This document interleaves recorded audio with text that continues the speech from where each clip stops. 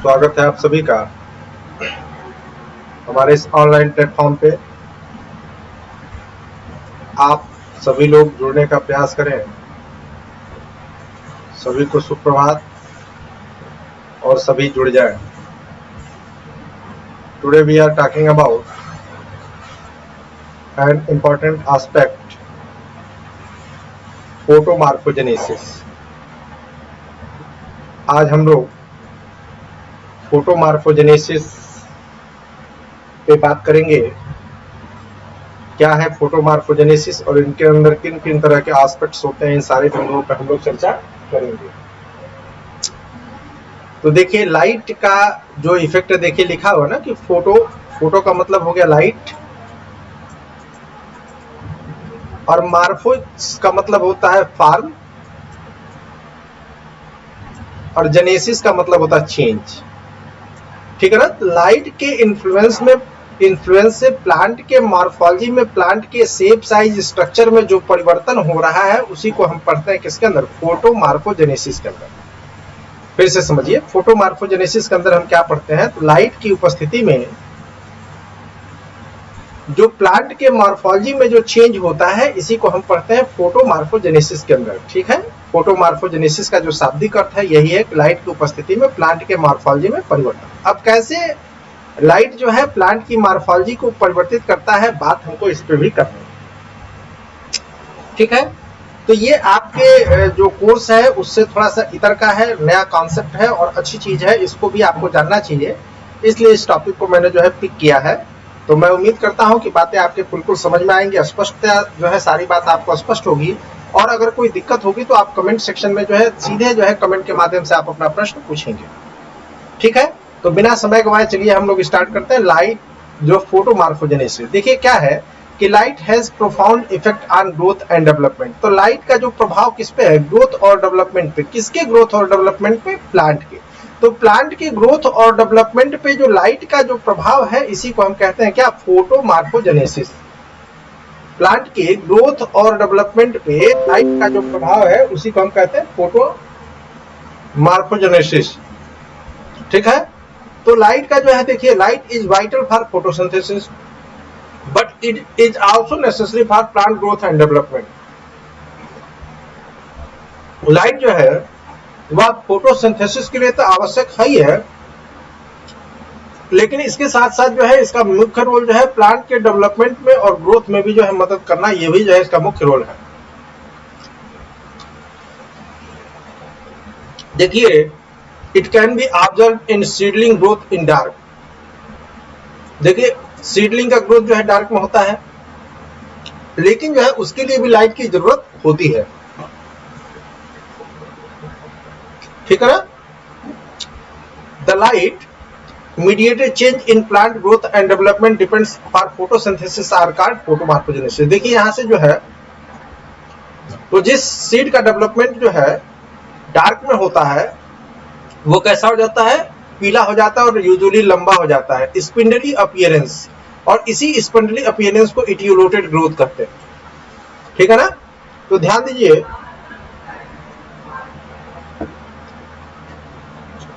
ये अगर हम बात करें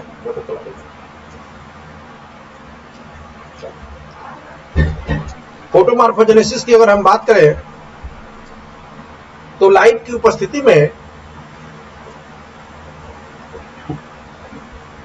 प्लांट के अंदर ग्रोथ और जो डेवलपमेंट होता है उसी को हम क्या कहते हैं, फोटोमार्फोजेनेसिस।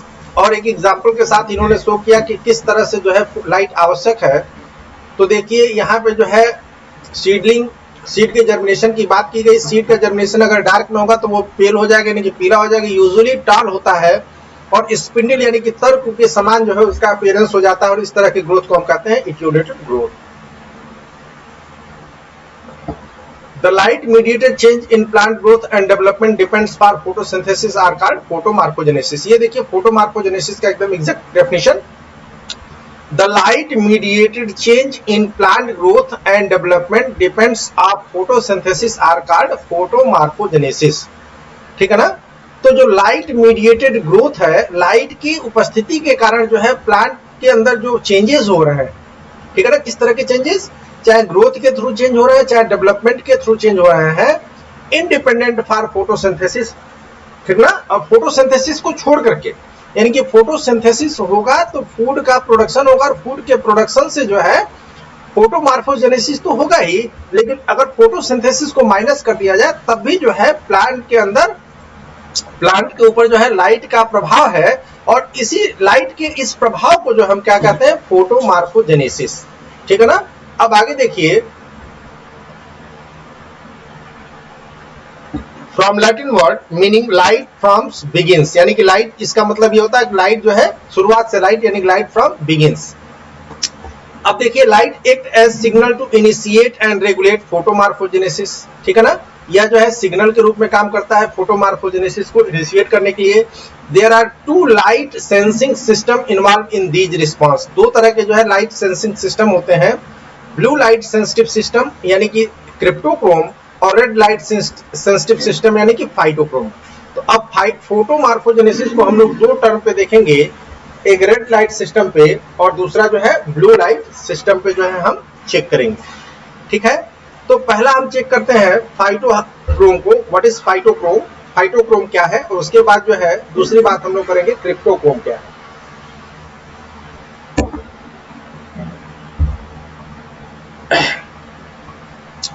तो फाइटोक्रोम और क्रिप्टोक्रोम क्या है, देखिए इसको। पहले हम बात करें फाइटोक्रोम की, फिर से एक बार रिवाइज कर दें कि लाइट की उपस्थिति में जो प्लांट के अंदर ग्रोथ और डेवलपमेंट होता है, इसी को हम कहते हैं क्या, फोटोमॉर्फोजेनेसिस। उस पे किसको माइनस करके, तो फोटोसिंथेसिस को माइनस करके। और लाइट जो है यहाँ पे क्या करता है, सिग्नलिंग इनिशिएट, सिग्नल के रूप में काम करता है, जो इनिशिएट करता है फोटोमॉर्फोजेनेसिस को। तो किस तरह के जो है, कौन से लाइट जो है इनिशिएट करते हैं, तो ध्यान रखिएगा, ब्लू लाइट और रेड लाइट। तो ब्लू लाइट को हम कहते हैं क्रिप्टोक्रोम और रेड लाइट को कहते हैं फाइटोक्रोम। चलिए अब देखें फाइटोक्रोम को। तो देखिए फाइटोक्रोम क्या है, phytochrome is a photomorphogenetic protein pigment. क्या है फाइटोक्रोम, फोटोमॉर्फोजेनेटिक प्रोटीन पिगमेंट है that absorb light red and far red and cause photomorphogenesis, ठीक है ना। यह लाइट को एब्जॉर्ब करेगा और फोटोमॉर्फोजेनेसिस को क्या करेगा, काज करेगा, फोटोमॉर्फोजेनेसिस के लिए क्या बनेगा, कारक बनेगा। आगे अगर हम बात करें तो देखें कि it is a blue pigment with molecular mass about 125 kilo Dalton. The phytochrome pigments is found in present in two phase reversible form, ठीक है ना।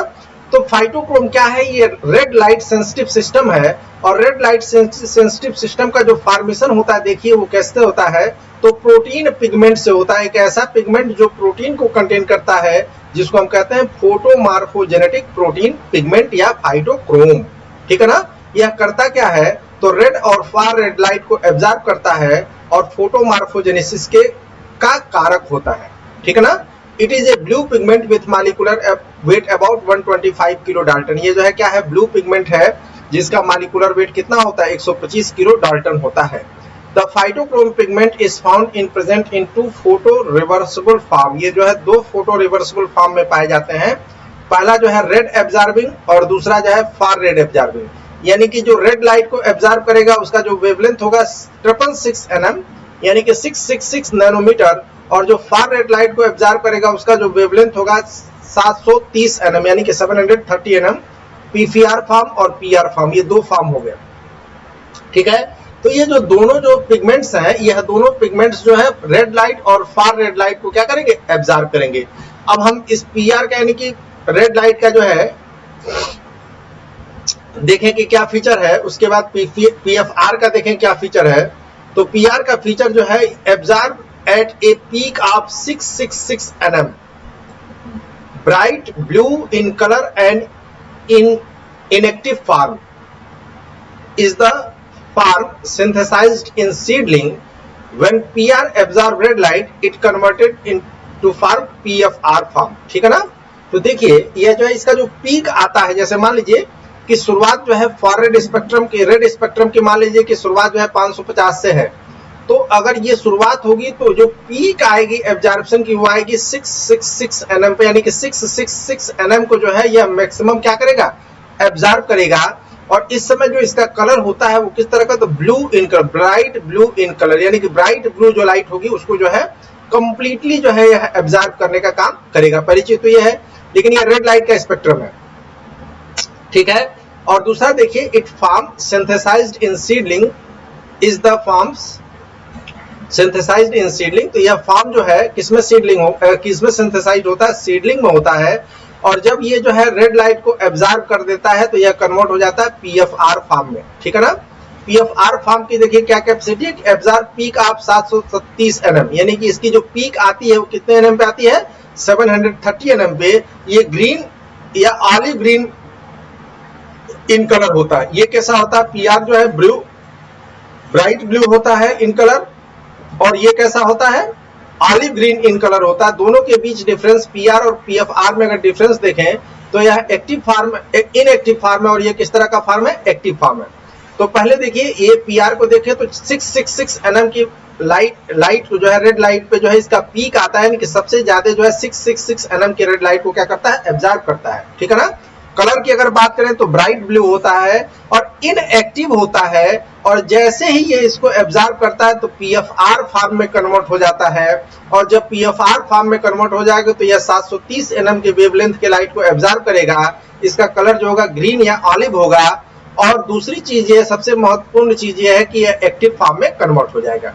अगली अगर कैरेक्टरिस्टिक हम पीएफआर की देखें तो the PFR form is the active form that indicate biological response, ठीक है ना। ये क्या करता है, बायोलॉजिकल रिस्पांस को क्या करता है, इनिशिएट करता है, ठीक है ना। When PFR form absorb far red light it converted into PR form, ठीक है ना। अब जब पीएफआर जो है फार रेड लाइट को कन्वर्ट जैसे ही एब्जॉर्ब करेगा तो ये पीआर फॉर्म में कन्वर्ट हो जाएगा, ठीक है। PFR form can also spontaneously revert to PR form in the dark even time dark conversion, ठीक है ना। अब देखिए यह क्या है, यह PR फॉर्म है और यह है PFR फॉर्म, ठीक। तो PR फॉर्म जो है जैसे ही जो है लाइट को एब्जॉर्ब करेगा तो यह कन्वर्ट हो जाएगा किसमें, ये देखिए यहाँ पे गलत तीर लगा दिया गया है। ये PR फॉर्म जो है रेड लाइट को जैसे ही एब्जॉर्ब करेगा तो ये कन्वर्ट हो जाएगा किसमें, पीएफआर में। और पीएफआर जब जो है फार रेड लाइट को एब्जॉर्ब करेगा तो यह कन्वर्ट हो जाएगा किसमें, पीआर में, ठीक है ना। लेकिन जो है डार्क के समय जब रात्रि होता है तब भी जो है पीएफआर फॉर्म जो है पीआर फॉर्म में कन्वर्ट होता है, इसको कहते हैं डार्क रिवर्जन, ठीक है। अब देखिए क्या है फाइटोक्रोम, तो फाइटोक्रोम को समझे कि ये दोनों फाइटोक्रोम्स कौन कौन से फाइटोक्रोम्स थे भाई। एक फाइटोक्रोम के दो फॉर्म, पहले तो जो लाइट जो है जो सिग्नलिंग या फोटोमार्फोजेनेसिस क्रिएट करती है उसके दो लाइट दो तरह के हैं। एक तो ब्लू लाइट सेंसिटिव सिस्टम है प्लांट के अंदर, और दूसरा जो है रेड लाइट सेंसिटिव सिस्टम है। ब्लू लाइट सेंसिटिव सिस्टम को हम कहते हैं cryptochrome, blue light sensitive system को कहते हैं क्रिप्टोक्रोम, और रेड लाइट सेंसिटिव सिस्टम को कहते हैं फाइटोक्रोम।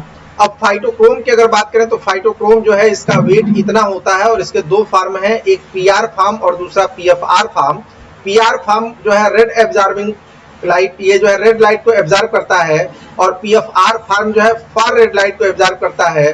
तो देखिए पीआर मतलब क्या होगा, रेड लाइट को एब्जॉर्ब करने वाला, और यानी कि पी का मतलब होता है फोटो सिस्टम, ठीक है ना। Far red light absorbing PFR, यानी कि ऐसा फोटो सिस्टम जो फार रेड लाइट को एब्जॉर्ब करे। इस पे चर्चा हम लोगों ने विस्तृत किया है पहले, ठीक है। अब पीआर की ये कैरेक्टरिस्टिक है कि ये 666 एनएम की वेवलेंथ को एब्जॉर्ब करता है। इसका कलर जो है ब्राइट ब्लू होता है, इनएक्टिव फॉर्म होता है, लेकिन जैसे ही एब्जॉर्ब करता है ये कन्वर्ट हो जाता है किसमें, पीएफआर में। तो यह सीडलिंग के अंदर सिंथेसाइज्ड होता है। और पीएफआर की कैरेक्टरिस्टिक्स की बात करें तो यह 730 एनएम के वेवलेंथ को जो है एब्जॉर्ब करता है, ग्रीन इन कलर होता है, एक्टिव फॉर्म होता है, ठीक है ना।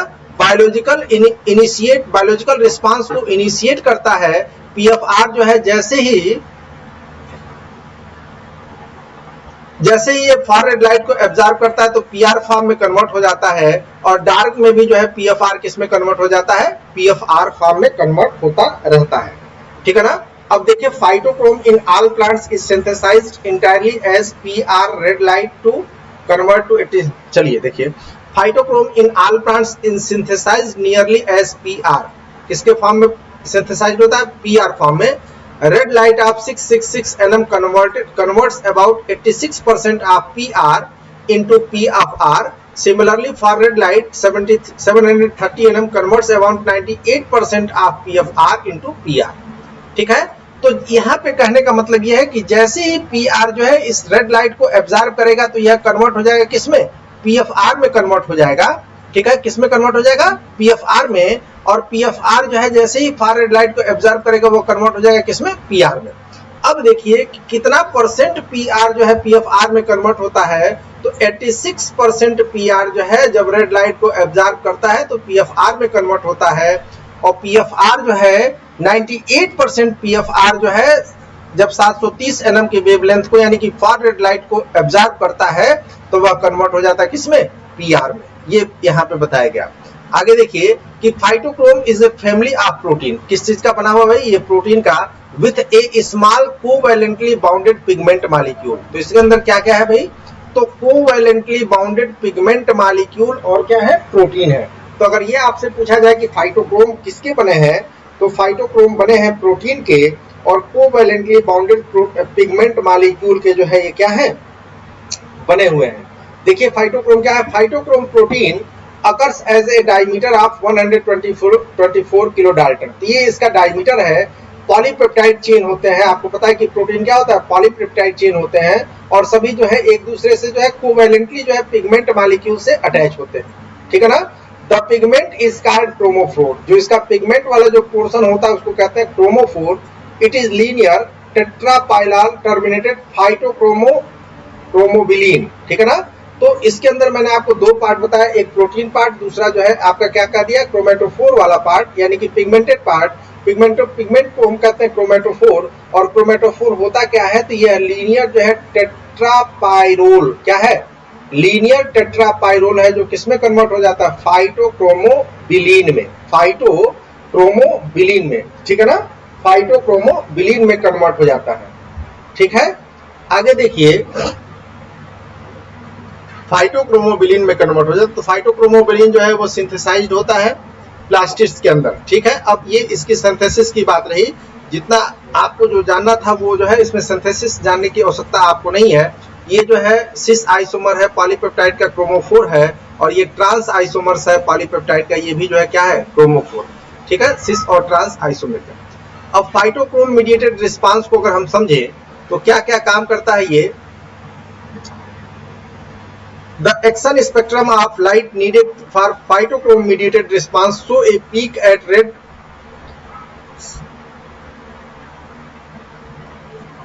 देखिए फाइटोक्रोम करता क्या है, अगर बात हम इसकी करें। अब फाइटोक्रोम हो गया, अब क्रिप्टोक्रोम देखें। तो क्रिप्टोक्रोम क्या है, ब्लू लाइट है। क्रिप्टोक्रोम क्या है, is a blue light photo receptor of plant. यह जो है ब्लू लाइट को एक्सेप्ट करने का काम करता है। The word cryptochrome derive from Greek word meaning hidden colour. किसे डिराइव हुआ है, हिडन कलर से। It is a flavoprotein. ठीक है ना, ये क्या है, फ्लेवोप्रोटीन है, और क्या करता है, regulate germination, elongation, photoperiodism and other response in higher plants. तो किसके कारण ये होता है, क्या क्या, जर्मिनेशन, इलांगेशन, फोटोपीरियडिज्म, यह किसके कारण होता है, तो क्रिप्टोक्रोम के कारण होता है, ये ध्यान रखिएगा। ठीक, अब फंक्शंस देखा जाए क्रिप्टोक्रोम्स के, तो देखिए it inhibition of stem elongation. Stem elongation को क्या करता है, रोकता है। ठीक, increase production of anthocyanin. Anthocyanin pigment के प्रोडक्शन को रोकता है। Stimulate cotyledon expansion. Cotyledon expansion को स्टिमुलेट करता है। इन्वॉल्व द सिटिंग ऑफ क्या लिखा है, सिरकैडियन क्लॉक। ठीक है ना, तो सिरकैडियन क्लॉक के जो है सेटिंग को जो है क्या करता है, इसके अंदर इन्वॉल्व होता है। ठीक है, इंडक्शन ऑफ फ्लावरिंग। तो फ्लावरिंग को क्या करता है, इंडक्ट करता है। ठीक है, फ्लावरिंग को क्या करता है, इंडक्ट करता है। अब देखिए क्या रेगुलेट करता है, क्या नहीं करता है, ये आपको नहीं जानना है। बस दो चीज आप जानिए कि क्या है फाइटोक्रोम और क्या है क्रिप्टोक्रोम। ठीक है ना, फाइटोक्रोम और क्रिप्टोक्रोम क्या है, यह आप ध्यान रखेंगे। ठीक, क्रिप्टोक्रोम क्या है, तो क्रिप्टोक्रोम जो है ब्लू लाइट को एब्जॉर्ब करने वाला जो फोटो सिस्टम है उसको क्रिप्टोक्रोम कहेंगे, और रेड लाइट को एब्जॉर्ब करने वाले फोटो सिस्टम को हम क्या कहेंगे, फाइटोक्रोम। अब इसका काम क्या है देखिए, तो यह जो है फोटोमॉर्फोजेनेसिस की प्रक्रिया में भाग लेता है, इसका आप ध्यान रखेंगे, ठीक है। अब फोटो पीरियडिज्म का जितना कॉन्सेप्ट है, यह जो है इन्हीं प्लांट्स हार्मोन पे जो ये जो फाइटो हार्मोन है, यह जो है फ्लावरिंग में हेल्प करते हैं, इसका आप ध्यान रखिएगा, ठीक है ना। अब फोटो पीरियडिज्म क्या होता है, तो फोटो पीरियडिज्म की बात करें तो it is ability of plant to measure the length of photo period, ठीक है ना। फोटो पीरियड्स के आधार पे जो है प्लांट का क्लासिफिकेशन जो है उसी को कहते हैं क्या, फोटो पीरियडिज्म, ठीक है। यह कॉन्सेप्ट किसके द्वारा दिया गया, तो गार्नर एंड एलार्ड्स के द्वारा दिया गया। किसके द्वारा, गार्नर एंड एलार्ड्स के द्वारा। काम यहाँ कहाँ करते थे, तो department of agriculture, US department of agriculture में ये लोग काम करते थे। कौन, गार्नर और एलार्ड ने, एलार्ड और गार्नर और एलार्ड के द्वारा जो है फोटो पीरियडिज्म का कॉन्सेप्ट दिया गया, ये पूछा जाता है। ए वैरायटी कार्ड, देखिए किसके ऊपर काम कर रहे थे, तो ये टोबैको के ऊपर काम कर रहे थे, ठीक है ना। अब देखिए इन्होंने ये देखा कि ये जो टोबैको प्लांट है जिसको हम कहते हैं मैरीलैंड मैमोथ, ये जो है फोटो पीरियड से जो है प्रभावित हो रहा था, इसकी फ्लावरिंग जो है वह प्रभावित हो रही थी, ठीक है ना, अफेक्टेड बाय फोटो पीरियड्स। तो ये फोटो पीरियड्स के द्वारा अफेक्टेड हो रहा था, और इसी के आधार पे इसको जो है इन्होंने क्या किया, फोटो पीरियडिज्म का कॉन्सेप्ट दिया, ठीक है। आगे देखिए, many physiological events such as initiation of flowering, seed germination, asexual reproduction and onset of dormancy in plants are triggered by a photo period of critic certain length, ठीक है ना। तो ये जितने भी कॉन्सेप्ट बनाए गए, ठीक है, physiological events such as initiation of flowering, seed germination, asexual reproduction and onset of dormancy, ये क्या करेगा कि जो है सर्टेन लेंथ को ये सारी चीजें जो है बिना फोटो पीरियड के संभव नहीं है, यानी कि एक स्पेसिफिक लेंथ ऑफ लाइट की जो है इसमें क्या है, आवश्यकता है, और बिना इसके जो है ये क्या होगा, ये सारी चीजें नहीं होंगी। The specific photo period length is refer to as critical day length. तो जिस स्पेसिफिक फोटो पीरियड पे, ठीक है ना, यह सारी घटनाएं एक प्लांट के अंदर हो रही हैं, उसको हम क्या कहते हैं, क्रिटिकल डे लेंथ कहेंगे, आर क्रिटिकल फोटो पीरियड भी इसको कहेंगे, ठीक है ना। जिस लेंथ में या जिस लाइट पीरियड में यह सारी चीजें जो है एक प्लांट के अंदर, कौन कौन सी चीजें, फ्लावरिंग हो गया, जर्मिनेशन हो गया, सेक्सुअल रिप्रोडक्शन हो गया, ये सारी चीजें जो हो रही हैं वह जो इसी को क्या कहेंगे, क्रिटिकल डे लेंथ कहेंगे। अब देखिए प्लांट जो है इसी क्रिटिकल डे लेंथ के आधार पे जो है डिवाइड किया गया, किसमें, long day plant, short day plant और डे न्यूट्रल प्लांट्स में, ठीक है ना। Plants can be classified by their photo periodic response. The classification of plant according to their photo periodic response is usually based on flowering, ठीक। Even though many other aspects of plant development may also be affected by photo periods, plant can be categorized into three main categories response to critical photo periods of on flowering, ठीक है ना।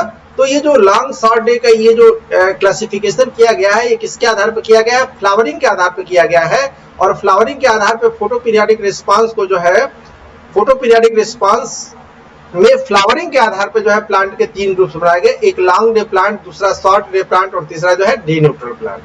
तो long day plant क्या है, plant सच, ये कुछ example दिए गए हैं, स्पिनिच है, स्प्रिंग बार्ली है, व्हीट है। ये जो है फ्लावर अपने फ्लावर को प्रोड्यूस कब करता है, जब क्या होता है, क्रिटिकल डे लेंथ से जो है जो डे लेंथ होता है वो क्या होता है, लंबा होता है। जब एक क्रिटिकल डे लेंथ से लंबे दिन में जो है कुछ प्लांट्स जो है वह फ्लावरिंग प्रोड्यूस करते हैं, तो उसको हम कहते हैं लॉन्ग डे प्लांट। यानी कि क्रिटिकल डे से जो है क्या होगा, जो फ्लावरिंग के लिए नीडेड डे लेंथ होगा वो क्या होगा, लंबा होगा, और उसी को हम कहेंगे लॉन्ग डे प्लांट। और इसके एग्जांपल है स्पिनिच, स्प्रिंग बार्ली, व्हीट, ठीक है ना, ये एग्जांपल है। शॉर्ट डे प्लांट यानी कि क्रिटिकल डे लेंथ से जो है छोटा दिन चाहिए इनको, किसके लिए, फ्लावरिंग के लिए, ठीक है ना। इसका एग्जांपल जो है टोबैको है, सोयाबीन है, ठीक। टोबैको और सोयाबीन जो है ये क्या है, शॉर्ट डे प्लांट है। जैसे क्रिटिकल डे लेंथ का मतलब ये हो गया कि 12 घंटे के दिन मान ली जाए, 24 घंटे जो है होते हैं, 12 घंटे के दिन और 12 घंटे की रात अगर हम मान लें तो 12 घंटे जो हो जाएंगे ये क्रिटिकल डे लेंथ हो जाएगा, ठीक है ना। अब क्रिटिकल डे लेंथ से अगर 12 घंटे से ज्यादा का हमको लाइट चाहिए, ठीक। जैसे अभी जो है, अभी का जो मौसम है, जून का महीना ये चल रहा है, और जून में देखेंगे कि सबसे लंबा दिन जो है 23 जून को होता है, आपको याद होना चाहिए।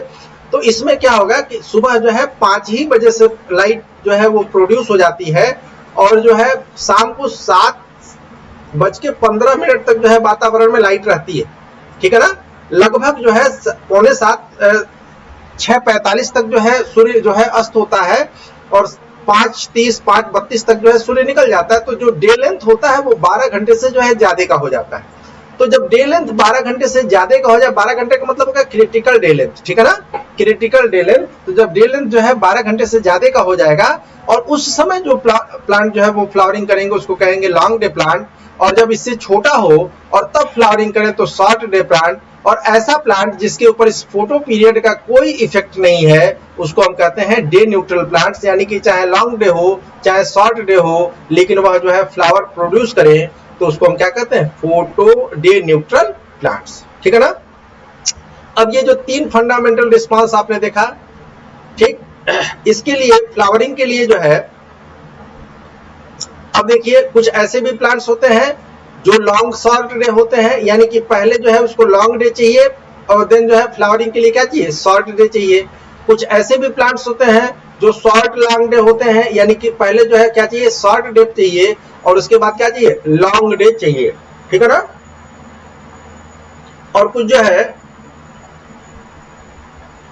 अब इसके अलावा आप ध्यान रखेंगे, देखिए apart from the above 3 fundamental response type, a few other categories has been discovered. These are long short day plant require long day followed by short day, short long day plant require short day followed by long day. There are a few species that flower only on intermediate day. कुछ ऐसे भी होते हैं जो intermediate day पे यानी कि 12 घंटे पे फ्लावरिंग करते हैं, intermediate day length and remains vegetative when days are either too short or too long. और कुछ ऐसे भी होते हैं जब जो है दिन या तो बहुत छोटा हो या तो बहुत लंबा हो, उसमें जो है फ्लावरिंग करते हैं। तो which are more important, night length or day length. तो अगर ये पूछा जा रहा है कि इसमें से कौन सा ज्यादा इंपॉर्टेंट है, तो दोनों ही इंपॉर्टेंट हैं। एक को चाहिए शॉर्ट डे, जिसको चाहिए उसको लॉन्ग नाइट चाहिए, और जिसको लॉन्ग डे चाहिए उसको शॉर्ट नाइट जो है वो फ्लावरिंग के लिए चाहिए, ठीक। आगे अगर हम बात करें तो in principle A plant could perceive a critical day length by measuring the duration. अब चलिए छोड़िए, इसमें बहुत मतलब नहीं है, long short day plant, short long day plant, day neutral plant, ये आपको जानना था, ठीक है। फोटो रिसेप्टर्स क्या है इस पे हम लोग अब बात करेंगे कल, ठीक। फोटो रिसेप्टर्स, कार्डियक रैंक्स और वर्नालाइज, फोटो रिसेप्टर्स और वर्नालाइजेशन पे हम लोग बात करेंगे, ठीक है। वर्नालाइजेशन पे देखें हम लोग क्या है, वर्नलाइजेशन को भी देख लेते हैं। तो वर्नलाइजेशन क्या है, plants have been ability to alter their development program in response to environmental stimuli. A major switch in the developmental program is the transition to flowering. In many plant species, the time of this transition is determined by seasonal change that are sensed to be the plant by the plant. Photo periods and temperature are two of the main environmental causes that plants monitor to determine the correct time of flower. Vernalization is term, यहाँ देखिए इसका definition है, vernalization is the term that describe the promotion of flowering after exposure to cold, ठीक है ना, cold। और इसका effect देखिए क्या है, तो it vernalization results in acquisition और acceleration of ability to flower by chilling treatment, ठीक है ना। After vernalization plant do not necessarily initiate flowering but acquire the competence to do so, ठीक है ना। वर्नलाइजेशन इज रिवर्सिबल, ठीक है। Vernalization का देखिए अब होता क्या है कि वास्तव में फ्लावरिंग के लिए जो है डे का लेंथ और जो है टेम्परेचर, ये दोनों आवश्यक है। ये मैंने आपको पढ़ा होगा तो आप बात समझ गए होंगे, ठीक है। तो डे लेंथ भी आवश्यक है फ्लावरिंग के लिए और टेम्परेचर भी आवश्यक है, ठीक। कभी कभी ऐसा क्या होता है कि जिसको टेम्परेचर की जरूरत होती है, बिना टेम्परेचर के जो है कुछ सीड जो है वो फ्लावरिंग नहीं करते। तो अगर इनको हम जो है 0 से 5 डिग्री सेंटीग्रेड पे जो है कुछ समय के लिए प्लेस कर दें, तो उस दौरान ये जो है 0 से 5 डिग्री सेंटीग्रेड के लिए कुछ समय के लिए इसको रखें, स्टोर करें, और इसके बाद इसको लगाया जाए तो देखा जाएगा कि यह जो है अपने जो फोटो पीरियोडिक रिस्पांस था उसको क्या किया, इसने अल्टर कर दिया। यानी कि जिसको जो है लंबा दिन चाहिए था फ्लावरिंग के लिए, वह शॉर्ट डे में भी जो है फ्लावर हो रहा है, वह फूल दे रहा है। तो इस फिनोमेना को हम कहते हैं वर्नालाइजेशन, ठीक है ना। और इसको कहते हैं चिलिंग ट्रीटमेंट, यानी कि कोल्ड ट्रीटमेंट भी इसको कहते हैं, ये ध्यान रखिएगा, कोल्ड ट्रीटमेंट कहते हैं वर्नालाइजेशन को। और इसमें जो टेम्परेचर होता है वर्नालाइजेशन के लिए 0 से 5 डिग्री सेंटीग्रेड के आवश्यक होता है, ठीक है ना। जैसे लॉन्ग डे प्लांट है वह लंबे दिन में फ्लावर देगा, शॉर्ट डे प्लांट है या छोटे दिन में फ्लावर देगा, लेकिन जैसे ही इसको वर्नलाइज किया जाएगा, यानी कि 0 से 5 डिग्री सेंटीग्रेड टेम्परेचर पे इसको प्लेस किया जाएगा, रखा जाएगा और उसके बाद इसको लगाया जाएगा, तो लॉन्ग डे वाला जो है शॉर्ट डे में भी फ्लावरिंग दे देगा और शॉर्ट डे वाला जो है लॉन्ग डे में भी फ्लावरिंग देगा। वैसे इसकी जरूरत जो है लॉन्ग डे को शॉर्ट डे में कन्वर्ट, यानी कि क्या करने में, ये जो है ड्यूरेशन को घटाने में, जो प्रोडक्शन ऑफ सीरियल्स है या प्रोडक्शन का जो ये जो इसकी लाइफ स्पॉन है, इसको घटाने में जो है इसका उपयोग किया जाता है, ठीक है। तो ये प्रोसेस जो कोल्ड ट्रीटमेंट है, सीड के ऊपर जो कोल्ड ट्रीटमेंट है, इसी को कहते हैं वर्नालाइजेशन, ठीक है ना। लेकिन इसको जो है हम डीवर्नलाइज भी कर सकते हैं। कैसे? यह जो है रिवर्सिबल प्रक्रिया है और हम क्या करें कि अगर टेम्परेचर को जो है धीरे धीरे बढ़ा दें तो ये जो सीड, जो वर्नलाइज सीड है, वह क्या हो जाएगा, डीवर्नलाइज हो जाएगा, यानी कि अपने नॉर्मल स्टेटस में क्या होगा, लौट आएगा। तो यह जो प्रक्रिया होती है डीवर्नलाइजेशन की, ध्यान रखिएगा, कोल्ड ट्रीटमेंट जो है उसको कहते हैं वर्नलाइजेशन। क्या कहते हैं? वर्नलाइजेशन। कोल्ड ट्रीटमेंट को वर्नलाइजेशन कहते हैं। और इस पे जो है टेम्परेचर इसके लिए कितना चाहिए, तो 0 से 5 डिग्री सेंटीग्रेड जो है टेम्परेचर चाहिए। इसमें जो है एक मिशन ने जो है एक एक्सपेरिमेंट किया था और मिशन ने ये बताया था कि ये जो कोल्ड ट्रीटमेंट के कारण, कोल्ड ट्रीटमेंट के लिए रिस्पांसिबल जो कंपाउंड है, हाइपोथेटिकल कंपाउंड है, ये कंपाउंड ऐसा देखा नहीं गया है, यह हाइपोथेटिकल कंपाउंड है और इसको इन्होंने नाम दे दिया था क्या, वर्लिन, ठीक है। तो कल जो है हम लोग देखेंगे प्लांट मूवमेंट, ठीक। मैं उम्मीद करता हूं कि आपको बात समझ में आई होगी। आज वर्नलाइजेशन और फोटो पीरियडिज्म पे जो है दो कॉन्सेप्ट था। फोटो मीडिएटेड रिस्पांस भी आपने देखा, जिसको आप कह रहे हैं फोटोमार्फोजेनेसिस। फोटोमार्फोजेनेसिस के बारे में मैंने बताया कि इन प्रेजेंस ऑफ लाइट, यानी कि photo system, the growth and development of plant is known as photomorphogenesis, ठीक। तो आज हम लोग इसी पर रुकेंगे।